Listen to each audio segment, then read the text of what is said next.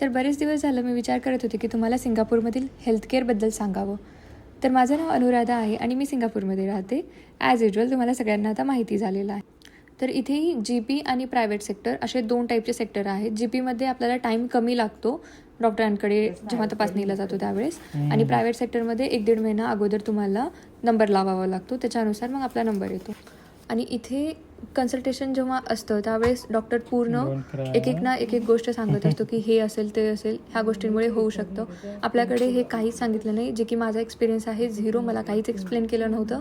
Direct गोळी start केली होती मला. तर त्यामुळं मग इथे असं सांगत होते की तुम्ही लगेचच असं स्टार्ट वगैरे नकात करत जाऊ. काहीही जरी झालं असलं तरी चेक करत जावा. 1-2 ठिकाणी चेक करा, मग नंतर लॅब वगैरे रिपोर्ट्स बघत जा. तर यावेळी झाले माझं. तर आता बघू, आता माझे मंडेला वगैरे रिपोर्ट्स येणार आहेत, त्यावेळेस मग मी बघेन आता पुढचं काय आहे ते. तर इथलं हेल्थकेअर सेंटर खरंच खूप चांगलं आहे, कारण गव्हर्नमेंट प्रत्येक गोष्टीचं अलाइनमेंट ठेवलेलं आहे. इन केस जर यांनी मला गलत प्रिस्क्राईब पण केलं तरी गव्हर्नमेंट इथलं यांना पकडू शकतं किंवा यांना बोलू शकतं की हे तुम्ही असं का केलात.